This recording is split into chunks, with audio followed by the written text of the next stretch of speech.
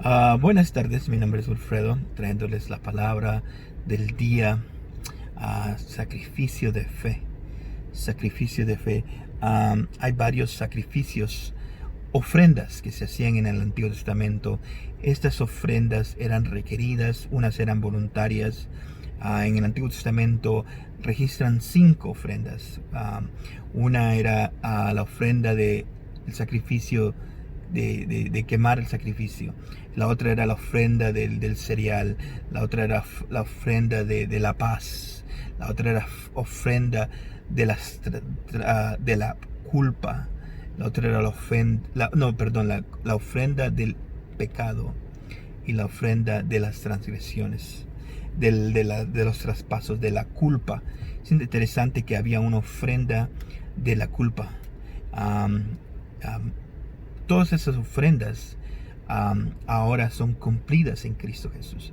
Él es nuestra ofrenda. Él es nuestras ofrendas. Esa es la importancia de lo que Jesús ha hecho en nosotros. Él se ha convertido en esas ofrendas. Ahora, cuando uno viene y empieza a conocer, por ejemplo, Pablo habla cómo esas ofrendas se vuelven espiritual, como la aplicación espiritual. Y en Romanos, por ejemplo, la primera ofrenda del sacrificio vivo, Pablo habla en Romanos 12:1 de esa ofrenda.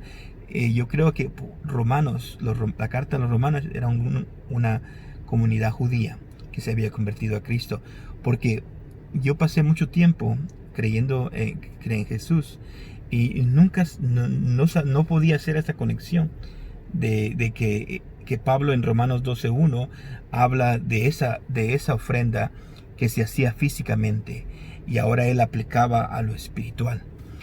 Yo no podía hacer esa conexión. Yo pensaba que antes que era como una serie de que Pablo decía que renováramos nuestra mente. No lo entendía bien a cabalidad, pero ahora ya sé que Pablo lo que estaba haciendo era convirtiendo esa ofrenda que se hacía en el Antiguo Testamento a un ámbito espiritual, ahora en Cristo, creyendo en Cristo, creyendo en el sacrificio de Jesús. Entonces ahora ya puedo entender, que eso era una ofrenda. Entonces las ofrendas ya no las hacemos físicamente, pero ahora surge la idea, como Pablo menciona en Romanos 12:1, de trasladar, de traducir esas ofrendas físicas y hacerlas espiritualmente, lo cual se mira bien, pero al final de cuentas, recuérdate que Jesús ya cumplió esas ofrendas. La idea no es de que el enfoque de qué tú haces por Jesús, por Dios, sino el enfoque es qué hace Dios por ti, porque si estás enfocado en que tú tienes que hacer, no estás completo.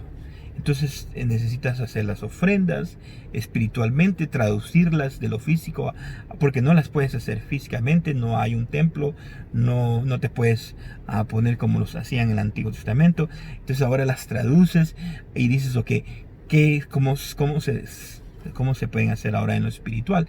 Pero esa no es la idea. La idea es que las entiendas, pero que mires lo que Jesús ha hecho. Por ejemplo, la idea de la ofrenda de la culpa. Eso suena bien interesante, como en Cristo ahora no tienes que tener culpa. No tienes que tener culpa. Tienes que sentirte sin culpa, sin pecado. Es la ofrenda del pecado. Cuando las personas pecaban, la ofrenda de la paz. Y todas estas ofrendas tenían que ser agradables a Dios. Si no eran agradables a Dios, no eran aceptadas y no se podía beneficiar de la bendición que Dios daba a través de estas ofrendas. Ahora Dios está listo a bendecirte. ¿Por qué? Porque ya las ofrendas fueron hechas en el ambiente espiritual por medio de Jesús. Pero Jesús la hizo de una vez, poniendo en su cuerpo y derramando su sangre. Ese sacrificio cubre todo eso. todos los sacrificios en los levitas, cubre todo eso. Entonces ahora por eso es la importancia de Jesús. Por eso es importante descansar en las obras de Jesús, en las obras de Él, y confiar en el amor de Dios para que empecemos a disfrutar lo que Dios tiene preparado, las bendiciones que tiene preparadas. Ahora es tiempo de empezar a cosechar las bendiciones, no por lo que estás haciendo, sino por lo que Jesús hizo, las ofrendas que Jesús hizo. Entonces es interesante ver todo en la Biblia está conectado. Las cosas del Antiguo Testamento están conectadas con el Nuevo Testamento. Siempre es bueno buscar las conexiones. En este caso de las ofrendas, lo correcto lo mejor no es tratar de buscar la aplicación espiritual y tratar de hacerlas. No, lo correcto es que las entiendas y a la misma vez las disfrutes las bendiciones que traían esas ofrendas, porque ya tú tienes la ofrenda, ya tú hiciste las ofrendas en Cristo Jesús. Él cumplió todas las ofrendas. Vamos a leer Romanos 10:8. Dice, ¿qué dice? Cerca de ti está la palabra, en tu boca y en tu corazón. Es decir, la palabra de fe que predicamos. La palabra, esto, ¿a qué te recuerda? Este versículo, ¿a qué te recuerda? Bueno, a mí me recuerda al pasaje cuando Elías es mandado por Dios a la viuda, y la viuda estaba recogiendo sus palitos para hacer la última comida para ella y su hijo y morirse. Pero Dios manda a Elías, y Elías le dice, haz la primera para mí. Y cuando ella obedece, Elías le da la palabra. Dice, así dice la palabra de Jehová, no cesará. Entonces el fluir de los elementos que ella necesitaba para seguir comiendo, hasta que terminó la hambre. Entonces ya hasta ahí dilató. Fue un milagro grandísimo, pero lo que me llama la atención es la misma conexión de la palabra. Entonces en nosotros está la palabra de Jehová morando en nosotros, está cerca de nosotros, en nuestros corazones, en nuestra boca. Esos milagros grandes que hizo Eliseo, cuando declaraban la palabra de Dios, es la que está en nosotros, en Cristo Jesús. Tenemos que reconocerla, porque ahí está el milagro de la palabra, en la palabra de Dios, en el mensaje. Entonces, el sacrificio de fe. Génesis 4. Vamos a leer. Vamos a ver la historia de Caín y Abel. Dice en Génesis 4:1, el hombre conoció a Eva, su mujer, y ella concibió y dio a luz a Caín. Y dijo, he adquirido varón con la ayuda del Señor. Después dio a luz a su hermano Abel. Y Abel fue pastor de ovejas, y Caín fue labrador de la tierra. Y aconteció que al transcurrir el tiempo, Caín trajo al Señor una ofrenda del fruto de la tierra. También Abel, por su parte, trajo los primogénitos de sus ovejas, y de la grosura de los mismos. Y el Señor miró con agrado a Abel y su ofrenda, pero a Caín su ofrenda no miró con agrado. Y Caín se enojó mucho, y su semblante se demudó. Entonces el Señor dijo a Caín, ¿por qué estás enojado? Porque se ha demudado tu semblante. Si haces bien, no serás aceptado, y si no haces bien, el pecado yace a la puerta y te codicia, pero tú debes dominarlo. Y Caín dijo a su hermano Abel, vayamos al campo. Y aconteció que cuando estaban en el campo, Caín se levantó contra su hermano Abel y lo mató. Entonces el Señor dijo a Caín, ¿dónde está tu hermano Abel? Y él respondió, no sé, ¿soy yo acaso guardián de mi hermano? Y él dijo, ¿qué has hecho? La voz de la sangre de tu hermano clama a mí desde la tierra. Es interesante que los dos hermanos trajeron las primicias. Era una ofrenda de primicias, una ofrenda de primicias.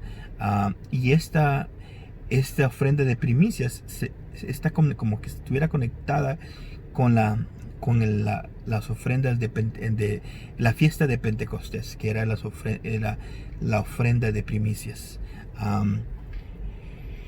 Caín trae lo que a él le cuesta. La ofrenda de Caín dice que era de lo que él cosechó por su esfuerzo, por su carne. No era una ofrenda de fe, era una ofrenda de la ley, de lo que él hizo. Pero dice en Hebreos que la ofrenda de David, la ofrenda de Abel, era una ofrenda de fe, porque Abel no estaba confiando en sus obras, sino Abel estaba confiando en el sacrificio de fe, un sacrificio que viene no por el hacer, sino por el creer. Él creía que ese sacrificio de las ovejas cubría cualquier falta, que era el mejor sacrificio. Y era un sacrificio de confianza, de confiar. Es un prototipo del sacrificio que Jesús hizo. Entonces nosotros ahora venimos como Abel, confiando que nuestro sacrificio, y que es Jesús, es suficiente. No cosechamos de la tierra como Caín. Y es interesante que al final Caín termina derramando sangre, pero es la sangre de su hermano, es la sangre del sacrificio equivocado. El sacrificio de la ley lo llevó a hacer otro sacrificio, y es al derramar sangre de su hermano. Pero ese sacrificio no solo estaba mal el primero que hizo, ya el segundo estaba peor. Entonces se puso peor la cosa. Pero la clave es cuando tú reposas en tus sacrificios, en lo que tú haces, en deber de lo que Jesús hizo ya. Hay que voltear los papeles, hay que empezar a buscar, no a tratar de hacer. Hay que buscar qué es lo que Dios va a hacer. Hay que poner a trabajar a Dios, porque ahora tenemos un buen sacrificio y Dios lo mira agradable. Ya no es cuestión de que si será que acepta Jesús el sacrificio de Jesús. No, lo aceptó porque lo resucitó al tercer día. Entonces ese sacrificio está listo. Ahora, el sacrificio de nosotros es a través de nuestras palabras. Nuestras palabras, dice, cerca de nosotros está la palabra. Así como los profetas tenían la palabra, les venía y hablaban la palabra, así mismo nosotros tenemos la palabra morando en nosotros. Tenemos el sacrificio perfecto. Ya no hay necesidad de hacer sacrificios. Yo sé que muchas veces uno se puede envolver en el deseo de traducir los sacrificios físicos al ambiente espiritual y hacerlos espiritual. No lo hagas, porque al final de cuentas tu sacrificio ya está cumplido. Espiritual, físicamente ya está cumplido. Entonces mejor siéntete agradecido por lo que Jesús ya hizo. Que sea Él tu sacrificio perfecto. Que puedas gloriarte delante de Dios en Jesús. Que te puedas sentir orgulloso de Jesús, de su sacrificio, de sus obras, de las cosas que Jesús ya hizo por nosotros. Que puedas sentir el amor de Dios, puedas sentirte y decir, wow, Dios me ama, y esperar a la bendición, no porque lo que ya hiciste, sino por lo que Jesús hizo por nosotros. Entonces ahí está, cuando tú quiebras el pan, cuando tú agarras el cuerpo, la carne de Jesús y la empiezas a comer, disfrutas de todas las bendiciones que habían por los sacrificios que se hacían, el sacrificio de los diezmos, el sacrificio de los primeros frutos, sacrificio de la ofrenda, el sacrificio de la ofrenda de la culpa, la ofrenda del pecado, todos esos tipos de ofrendas que se hacían en el Antiguo Testamento. Ahora en Cristo, al romper su cuerpo, al quebrar su cuerpo y comerlo, al comer su cuerpo, disfrutas del mayor sacrificio que fue hecho por nosotros. Ahora Dios está listo para empezar a trabajar por nosotros.